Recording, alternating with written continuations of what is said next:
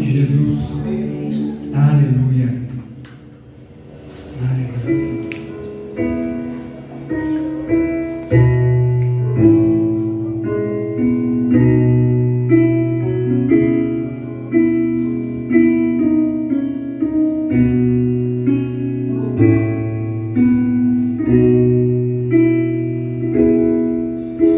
Preciso ser reconhecido por ninguém. A minha agora é fazer com que conheçam a Ti e que diminua eu, pra que Tu cresça, Senhor, mais e mais.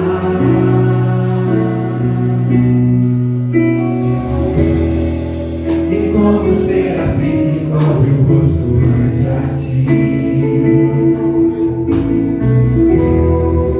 escondo o rosto pra que vejam Tua face em mim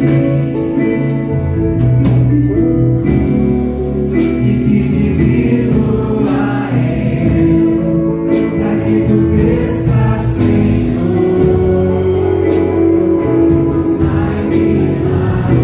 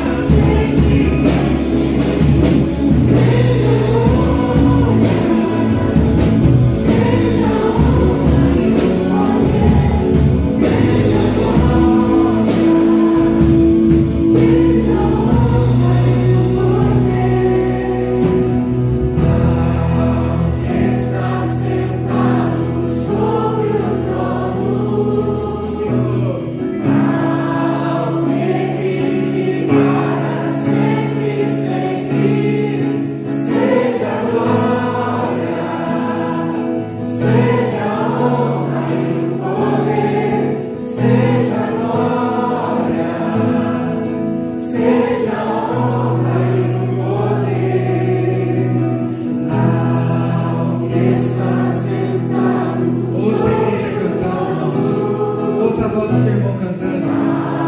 E comece a imaginar todos nós no céu adorando o nome do Senhor. Que faça esse canto uma oração. Seja a honra e o poder, seja a glória, seja a honra e o poder ao que está sentado nos ombros. O Senhor está sentado no sublime trono de glória. Todos os tronos estão debaixo do trono do Senhor, porque é o trono da glória do Senhor, ninguém pode se assentar. Seja a honra e o poder, seja a glória, seja a honra e o poder. Adorado seja o teu nome nesse lugar, Senhor. Nós adoramos o teu nome, daquele que está sentado no trono de glória. A ti seja a honra, seja a glória, seja o louvor, seja o domínio. A ti seja, Deus, toda adoração nesse lugar, nessa hora. Nós, ó Pai, queremos adorar o nome do Senhor, ó Pai, com as nossas palavras, dizendo como o Senhor é poderoso, como o Senhor é maravilhoso, que o Senhor é fiel, que o Senhor é majestoso, que o Senhor é grande. Grande, grande, grande, grande é o Senhor. Grande é o Senhor e muito digno de ser adorado. Grande é o Senhor e muito digno de ser adorado. Nós adoramos o nome do Senhor, aquele que era, que é e que há de vir, mas sempre será. Grande, grande, grande, grande, grande é o nosso Deus. Você pode dizer que Ele é grande, que Ele é poderoso, que Ele é maravilhoso, que Ele é o Rei dos reis, o Senhor dos senhores. Oh, o Senhor é grande, grande, grande é o nosso Deus, grande é o nosso Deus. Senhor poderoso na guerra, Senhor poderoso nas batalhas. Grande é o nosso Deus, grande é o nosso Deus, grande é o nosso Deus. Aleluia, aleluia, aleluia. Vamos dizer que Ele é grande, que Ele é poderoso. Aleluia, aleluia.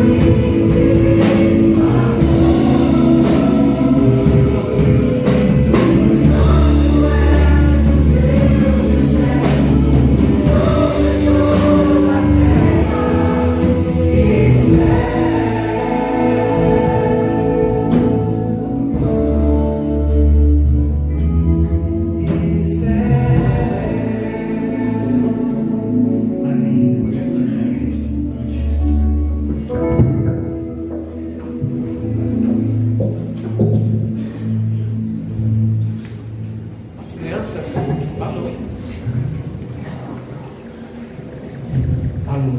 As crianças podem chegar aqui quando a gente está orando, aqui vai ficar pegando com elas. Depois, dá o tudo certo? Tá depois? Não, não, tudo, tá bom? As crianças podem chegar no altar quando a gente está orando, queridos?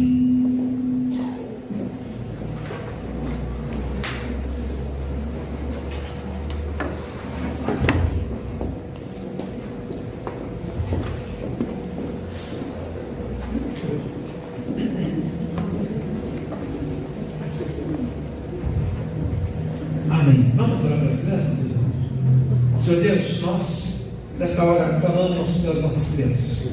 Pedimos ao Senhor que possa estar trabalhando nessas vidas, desde a idade que eles têm, dando a eles crescimento intelectual, crescimento físico, mas principalmente crescimento espiritual, para que o coraçãozinho deles já sejam tocados pelo Senhor, para que possam produzir frutos dignos de pessoas que amam o Senhor, de pessoas que temem ao Senhor. Que o Senhor esteja cercando cada um com o teu cuidado, com a tua mão, com o teu amor, para que possam, Deus, estar vivendo dentro desse espírito de amor e graça que o Senhor tem derramado sobre cada um de nós. Que te conheçam como único Senhor e que se rendam a Ti íntegra totalmente no teu altar e nas tuas mãos, para que o Senhor conduza cada uma delas. Abençoa a Ângela também, nossa irmã querida, que vai estar ministrando ao coraçãozinho deles. Que a Ângela também possa ser extremamente usada pelo Senhor em todos os dias da sua vida.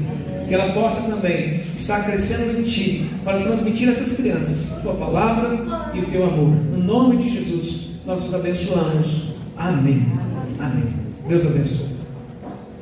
Hoje é um dia muito especial.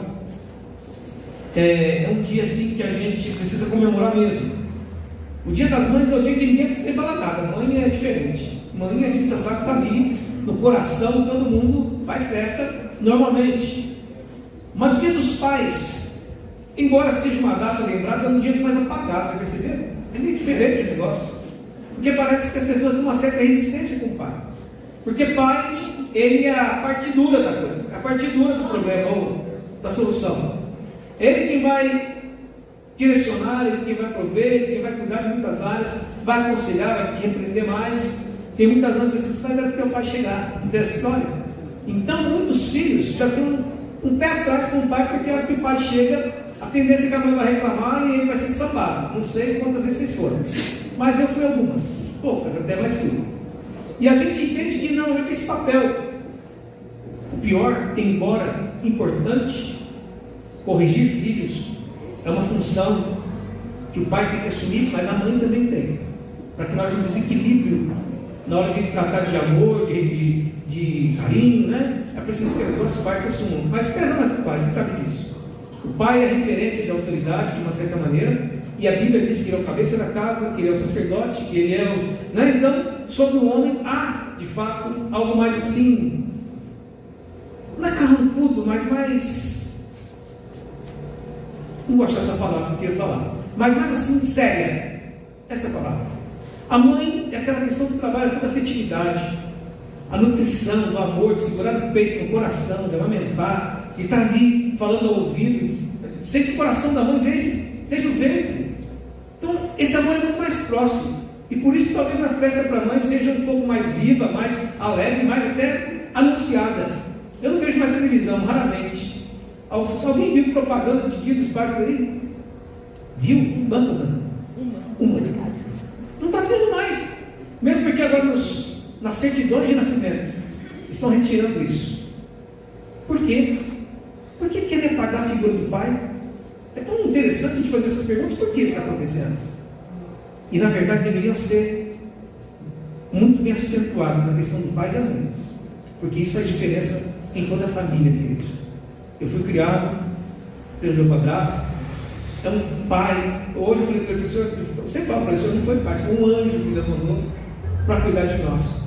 Sem o Senhor, seria muito mais difícil para a nossa vida. Um homem foi uma referência para mim de respeito, de honestidade, de jeito de pensar, uma pessoa honesta, está ali. E eu sou muito feliz e falo para você, que bom que o Senhor tem. O meu pai foi embora, perdeu o melhor da nossa vida, perdeu o melhor da nossa história. Infelizmente, perdeu. Não tem mágoa, não tem nada disso de ficar na casa desse dia, de voltar lá. Talvez essa semana eu vá dar um abraço para atrasado. Mas a gente entende que faz muita diferença. Quem é criado, e por um tempo meu padrasto não ficou em casa, ficou sozinho, e eu passei mais ou menos uns 3 ou 4 anos como um molequinho de rua. A minha mãe sempre para trabalhar, sempre ia para a rua, ficava na rua até na hora de escurecer, 10 horas da noite, até 10 horas da noite, voltava, tomava banho, comia e dormia. Ou seja, minha mãe me ensinou muito pouco. Mas o pouco que ela fez, ela cumpriu bem a função de pai e de mãe. E meu padrasto nunca sentou numa mesa comigo para dizer assim: você está fazendo errado. Ele sempre me mostrou com a vida dele. Sempre me mostrou com a vida dele as coisas importantes que a gente precisava fazer e as coisas que a gente precisava evitar. Quando a gente consegue transmitir aos nossos filhos coisas importantes, principalmente de Deus, a gente sabe que eles vão aprender. E que pode até dar uma desviadinha em algum momento, mas o coração deles tem uma referência boa do que é ser pai, do que é ser homem, principalmente homem de Deus. A gente sabe que filho cresce e eles vão tomar os caminhos sozinhos depois. Mas quando eles têm uma boa referência, os bons ensinamentos permanecem nos seus corações. E eu queria compartilhar com vocês um pouquinho hoje sobre um homem na Bíblia. Eu vou falar sobre outros também, mas principalmente sobre esse homem, que mostra uma referência para os seus filhos tão grande, que eles vivem de uma maneira que agrada o coração deles. Sabe por que isso? Porque ele aprendeu a viver de uma maneira que agradava o coração de Deus. Um pai que agrada o coração de Deus vai transmitir aos filhos coisas que vão fazer também o seu coração se agradar. Jó, capítulo 1, versículos de 1 até o 6, eu queria ler com os irmãos. Até o 5.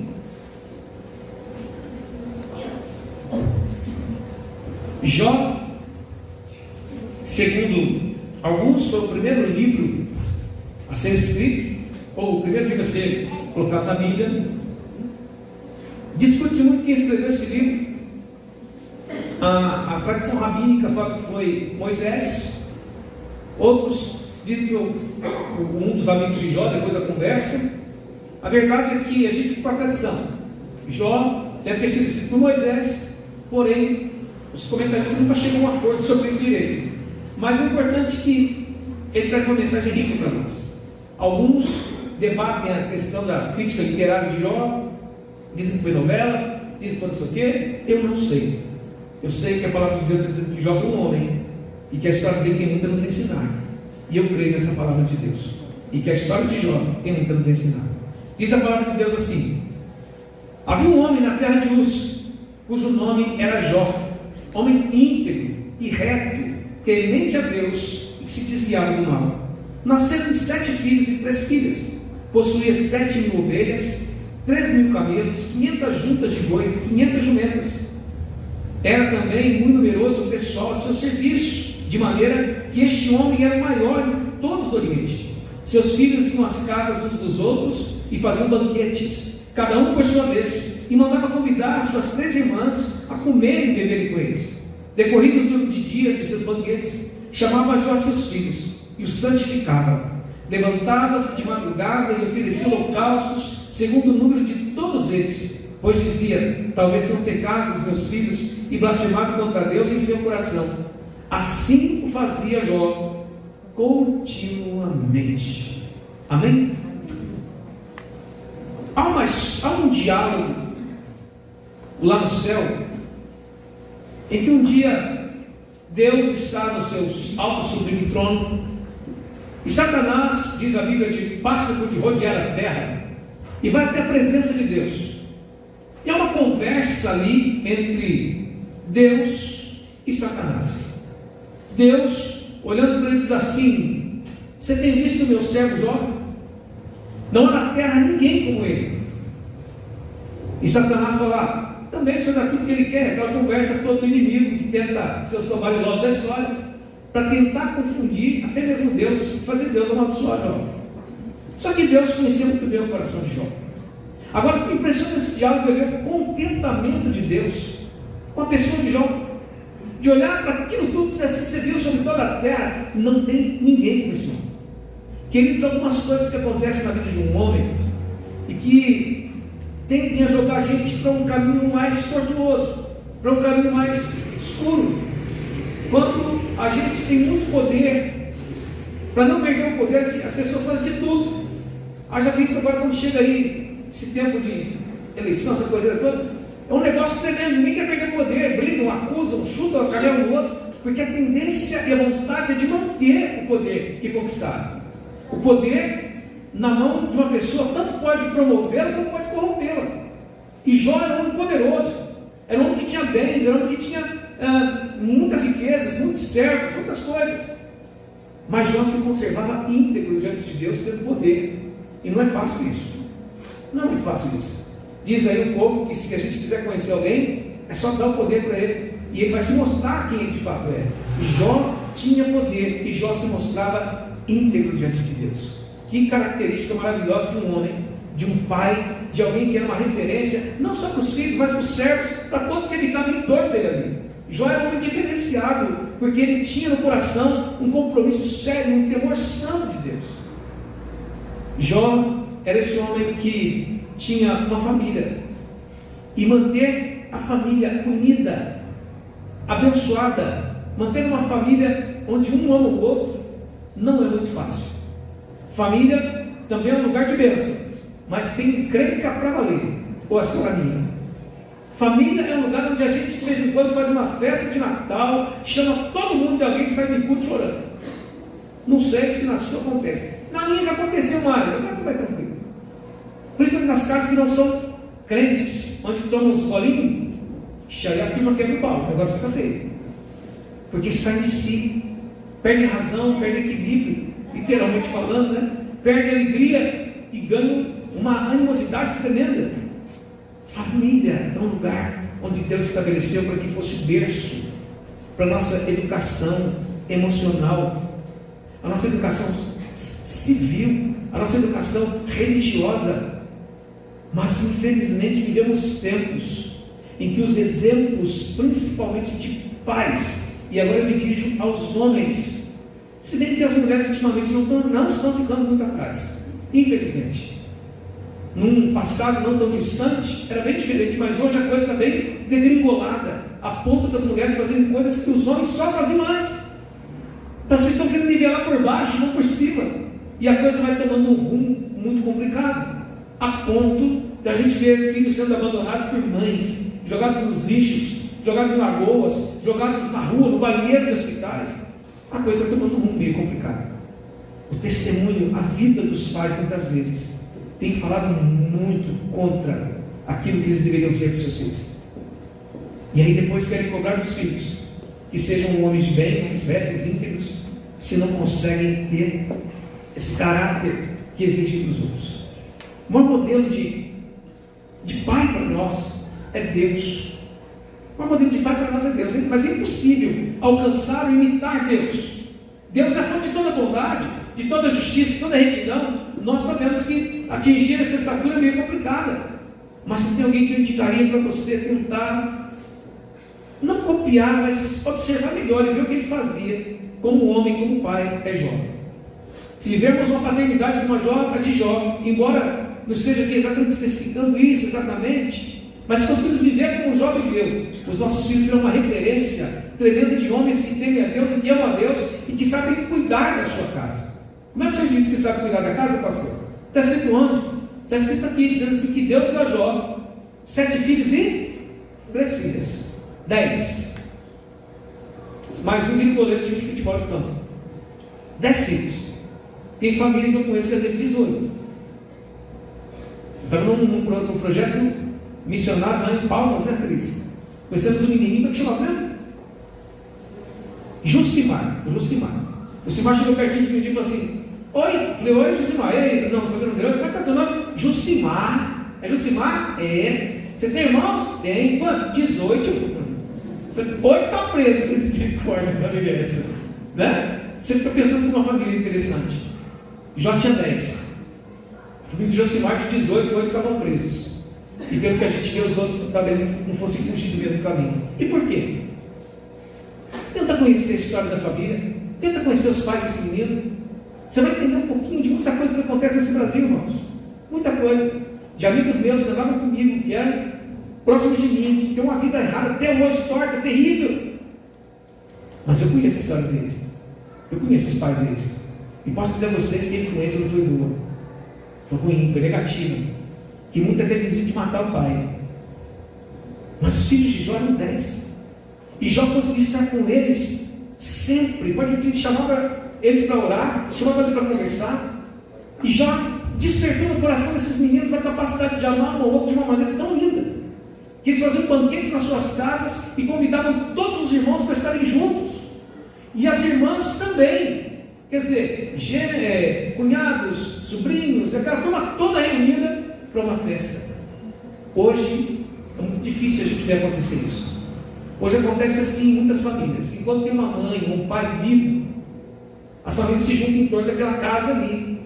Mas quando o pai e a mãe morrem, cada um para o seu lado. Não tem mais essa comunhão, não tem mais esse estar perto, porque não foi bem trabalhado no coração, ou porque não entenderam a mensagem. Jó transmite para os filhos essa capacidade.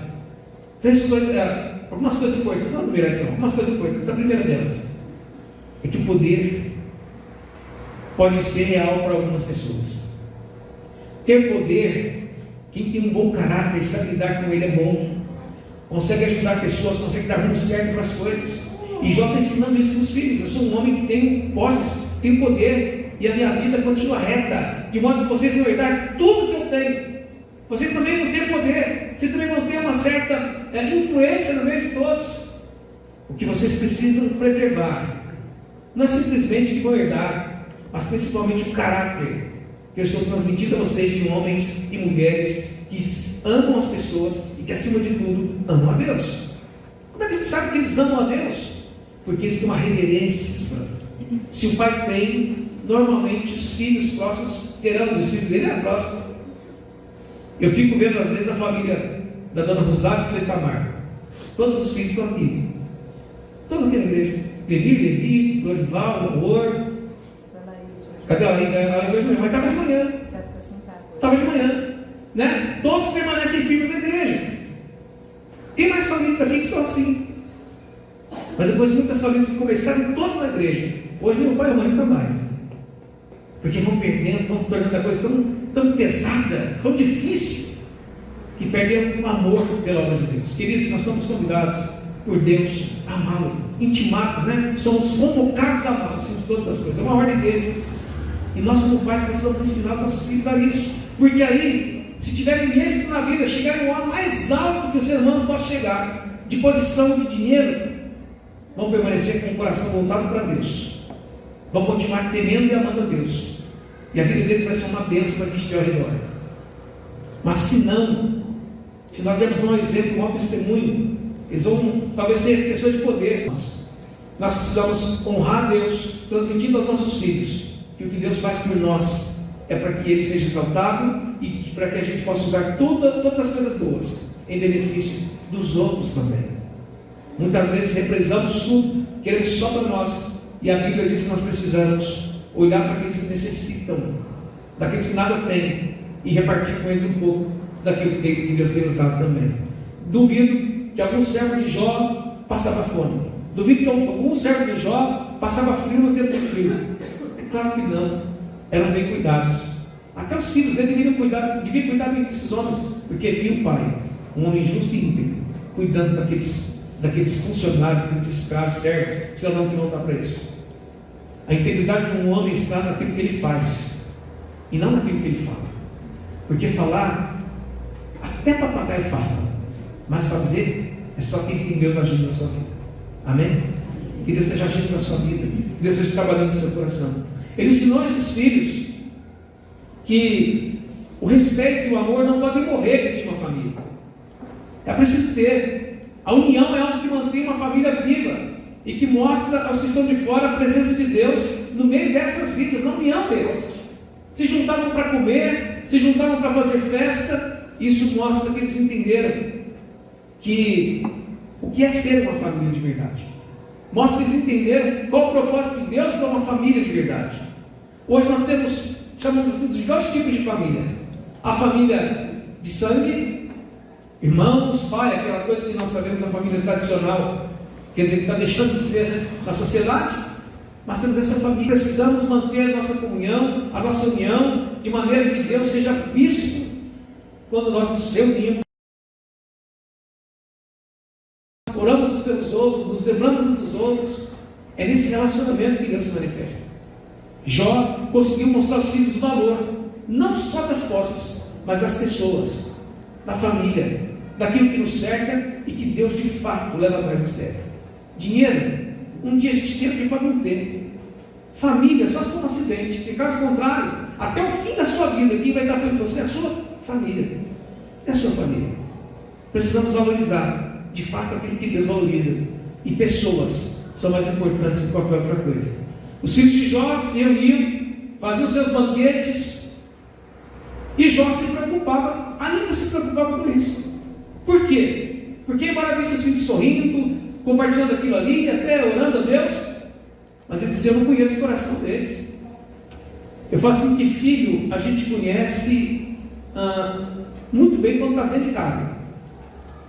Saiu de casa, você não tem mais noção de direito, não. Você confia em tudo que você ensinou. Amém? Mas saber quem é, você não sabe mais. Você te jura, não faz isso. Faz. Ah, não é assim? É.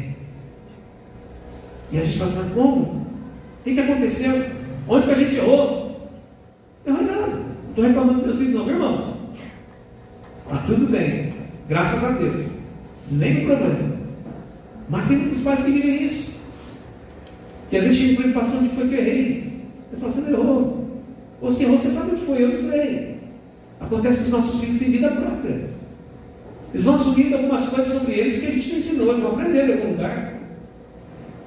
E aí a gente está de olho para evitar que essas coisas sufoquem os bons exemplos, as boas palavras e a fé que nós transmitimos para eles. Meus amados, eu tenho certeza que esses filhos de Jó eram pessoas de bem, eram pessoas de fé, porque o que o pai deles vivia era visto e notório, e eles não podiam ser muito diferente disso. Alguém um dia brincou comigo e falou assim: pastor, quem foi que falou para mim? A lasca caiu perto do topo. Alguém brincou. Eu falei: era, porque falou assim: lasca que sai de árvore boa, ela lasca boa, né? Eu falei: nem sempre, ela seca. Mas a tendência é que os filhos de bons pais, a tendência, mas tem exceção à regra, sejam bons homens e boas mulheres. Jó cuidou desses filhos de maneira tremenda, a ponto de se preocupar com o que pensavam, com o que tinha no coração deles em relação a Deus. Você já pode pensar sobre isso com teu filho, tua filha? O que você pensa? O que passa no coração dele?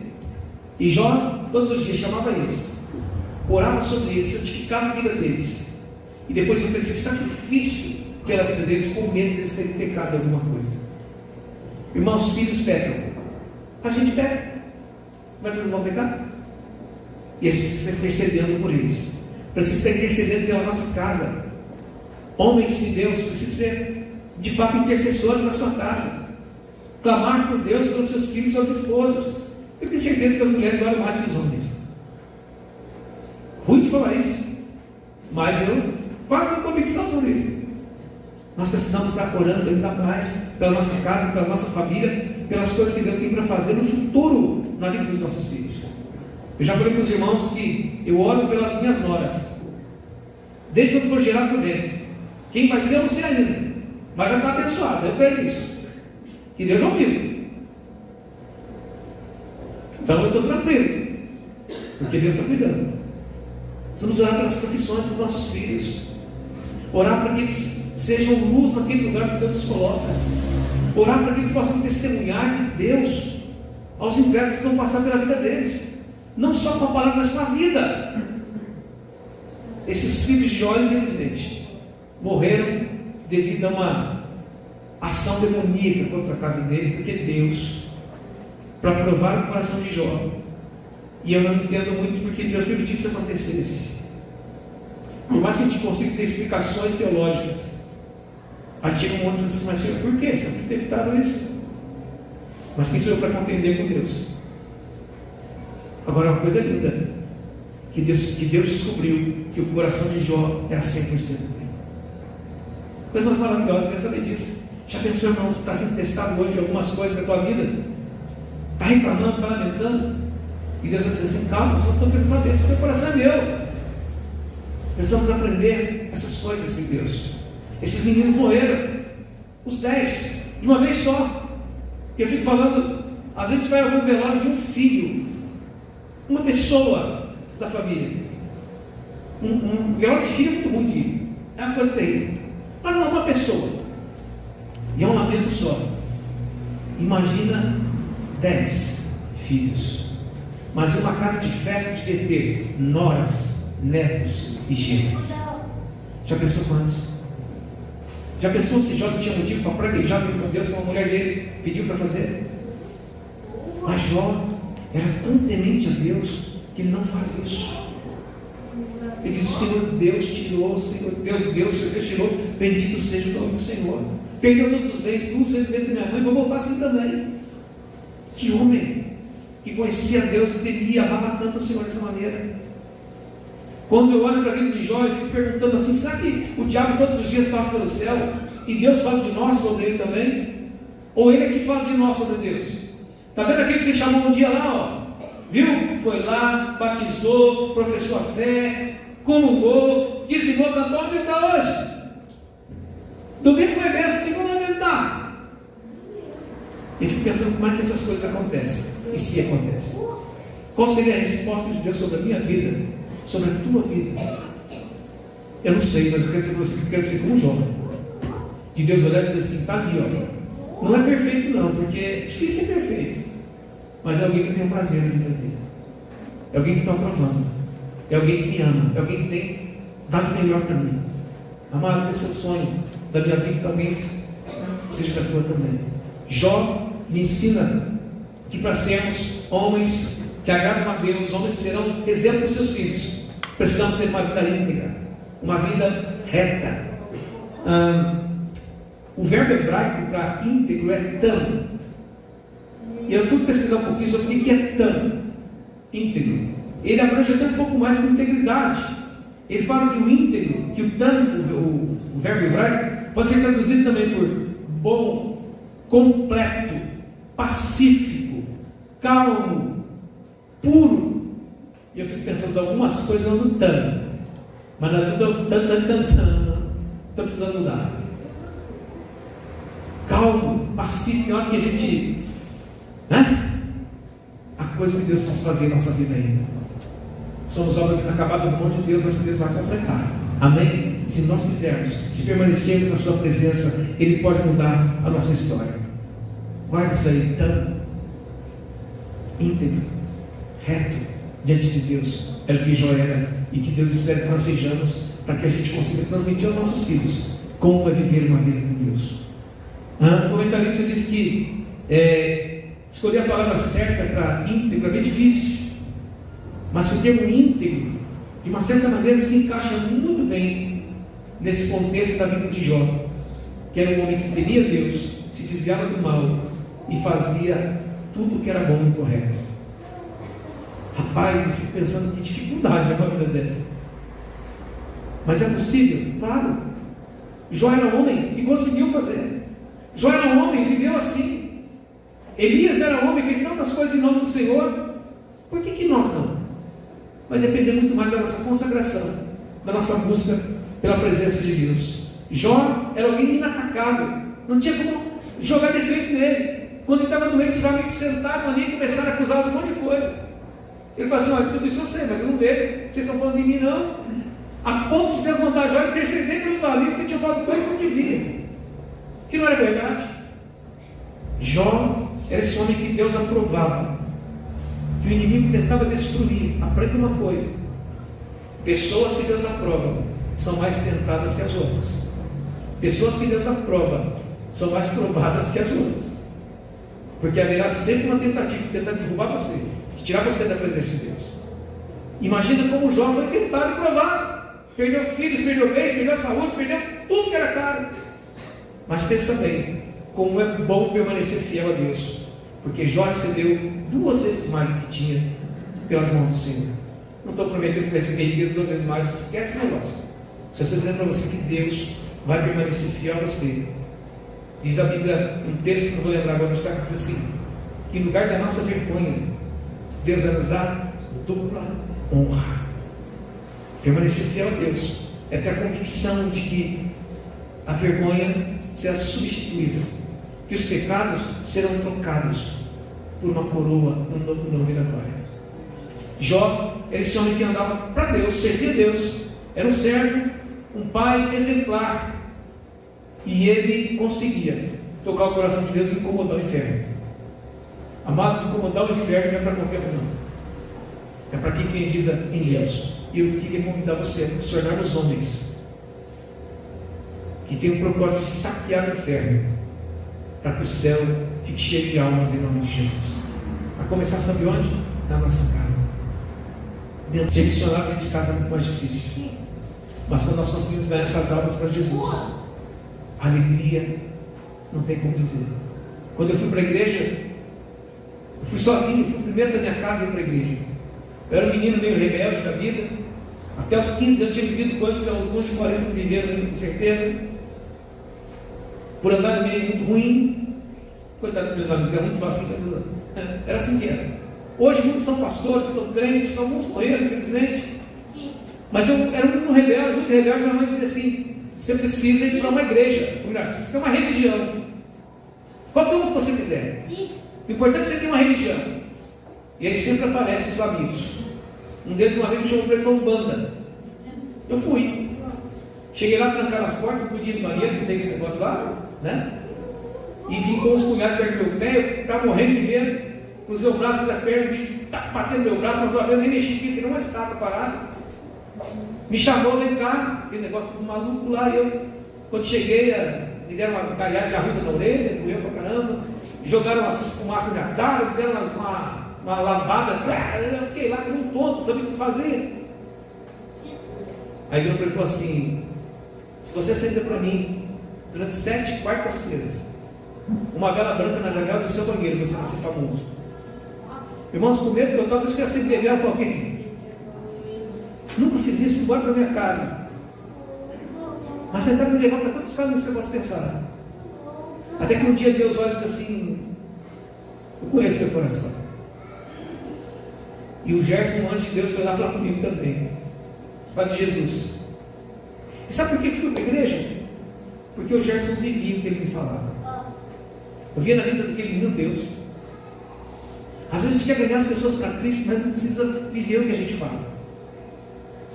E eu fui para a igreja uma noite, Deus me mudou de história. Eu só falava de Deus.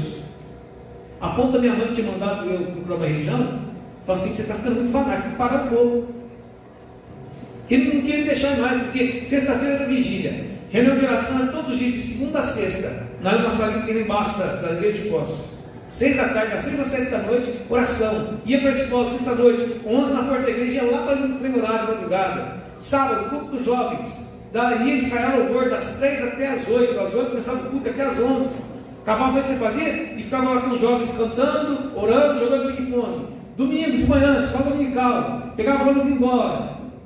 5 horas de volta, começava o louvor do culto da noite. Minha vida virou isso.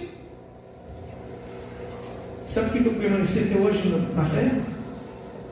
Porque eu nunca parei de buscar a presença de Deus.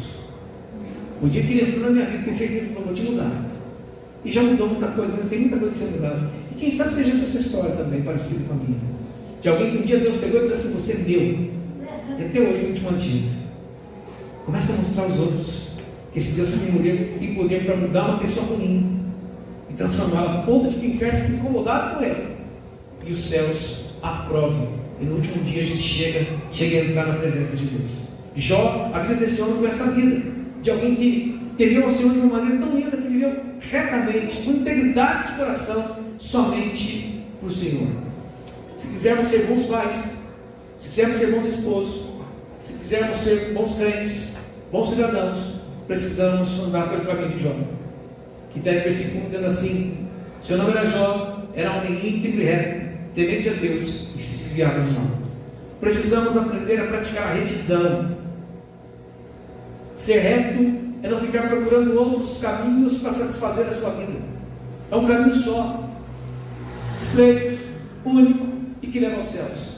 É andar por aquilo que Jesus tem nos ensinado a viver. É fazer dele o nosso modelo maior. Muitas pessoas acham que vão chegar no céu de qualquer jeito, por qualquer caminho. Não tem jeito, irmãos. Estava dizendo que esses dias que eu não posso salvar a mim mesmo. Eu não decreto se eu sou salvo, não. Quem faz isso é o Senhor. Foi a obra dele na cruz. mas eu preciso permanecer fiel até o fim. Retidão significa ter um caráter que tem de fato os traços de alguém que teme a Deus. Precisamos ter esse temor de Deus. Essa palavra temor tem dois sentidos. E acho importante a gente não descartar um deles, não. Por muito tempo fala assim, temor não é ter medo de Deus, é ter uma reverência. Eu discordo de você. Temor é ter medo de Deus também. O medo é uma coisa boa dentro dos limites. Ele só se torna ruim quando ele extrapola. Quando vai se aventurar sem pensar em nada, aí é ruim. Mas o medo preserva a gente. O medo deixa a gente de segurança. Temer a Deus é saber que Jesus fala inclusive isso, né? Tema mais a Deus do que aqueles que matam o corpo. Porque Deus, além de matar o corpo, pode jogar no inferno. Tem coisa que eu não faço porque eu sei assim, Senhor, eu sei que isso vai fazer tal compensação comigo. Tem um humorista na internet chamado Peixoto, talvez já viu? Bem engraçado, ele fala, de repente ele fala, Jesus vai para assim, e começa a cantar uma música, é muito engraçado. E ele começa a cantar umas mocinhas, aquelas músicas da Bahia, quando Jesus entra, aparece uma fotinha de Jesus assim, que não sei se é uma fotinha, né? Ele olha assim e começa a mudar umas letras evangélicas. Você não está fazendo não, né? Uma coisa. Quer dizer para você, às vezes, precisamos ter um pouquinho de medo de Deus. Eu tinha muito medo do meu pai, eu falava uma vez só, acabou. Mas a gente continua se teimando com Deus, até não ter mais jeito. Aprenda, se o Senhor falou, obedece. É melhor para todo mundo, inclusive para você. Mas também entenda, não é temer, Deus vai me matar. Espera aí. Não pode chegar perto de Deus, quem vai me soprar vai me afundar. Também não é assim. Aí é reverência, respeito, honra. O que Deus mais exige de nós é isso. Que nós o reverenciemos, que nós o amemos, que nós honremos em tudo que nós vamos fazer. Jó tinha vida, mas ela precisa se tornar vida em nosso coração. Senão ela não tem muito sentido. E buscar experiências com Deus todos os dias. Deixar Deus falar com a gente. Fazer a obra dele, que é assim que a gente enriquece a nossa vida e as nossas experiências. Na nossa casa principalmente, e fora dela também. Precisamos temer a Deus, para que Deus possa também se agradar de nós. Precisamos nos desviar do mal. Irmãos, o problema de muitos homens, também das mulheres dos dias de hoje, é flertar com o mal, é dar sopa para o azar, é saber que a coisa é errada e a gente fica por ali passeando lá dentro do precipício, achando que eu sou mais forte, me joga no chão, e para levantar depois, haja força. Precisamos cuidar bem da nossa vida, irmãos, na área do relacionamento conjugal. Cuidar muito bem, porque essa é uma área que Satanás é atacado muito nesses dias. Então ela está a cuidar muito bem da nossa relação com filhos, porque é outra área que Satanás é atacado. Precisamos cuidar da nossa vida financeira, para não sermos mal testemunhos de fora. Pagar contas em dia, cumprir compromissos financeiros em dia. Esse é um problema muito sério que eu tenho visto acontecer por aí afora tudo. Não dá para brincar com essas coisas. Quando alguém faz isso, é porque eles falam, ainda fala que é crente. Todo mundo leva. Leva a sério a sua vida financeira. Seja correto com as suas contas, com os seus compromissos, para que os seus filhos não tenham que se envergonhar de você. Já pensou? O pai dele falando rir mesmo, porque eu sou pastor. Um dia eu chamei eles e falei assim: escuta, vocês têm vergonha de mim? Não, pai, de jeito nenhum. Eu fico pensando, né? Era para ter. Meus amigos, todo, não tem. Sabe por que não? Porque eles sabem da minha vontade de viver integralmente. Eu tenho tentado demonstrar para eles uma vida séria com Deus. Amados, precisamos cuidar muito bem da nossa vida espiritual. Hoje tem muita gente brincando com Deus. Eu confesso, a gente cantou agora, mas eu confesso a vocês que tenho dificuldade de cantar chamando Deus de você. Eu tenho dificuldade com isso. Já comentei com louvor uma vez? Eu tenho dificuldade. Porque eu sempre tenho meu lugar onde é, e sempre tenho meu lugar de Deus onde é Senhor. Está muito acima de qualquer coisa que exista. A gente precisa entender que nós estamos servindo esse Deus, estamos servindo ao Deus todo e que se Ele é o nosso Senhor, precisamos amá-lo, temê-lo, servir de todo o coração, na certeza de que quando cometemos o mal, Ele não vai passar pano, como o povo diz para Ele. Ele vai até perdoar o pecado, como a gente sabe, mas as consequências permanecem para nos ensinar que pecado não é coisa boa. Muitos têm usado a palavra assim, intimidade com Deus, de uma maneira tão assim que eu fico, não está certo. Intimidade com Deus não é como tem intimidade com os homens. Intimidade com Deus não está aqui, o homem não está aqui nas costas, é ele, aquele cumprimento bofe, né? Faz barulhinho na mão, abraçar, beijar, conhecer alguns segredos.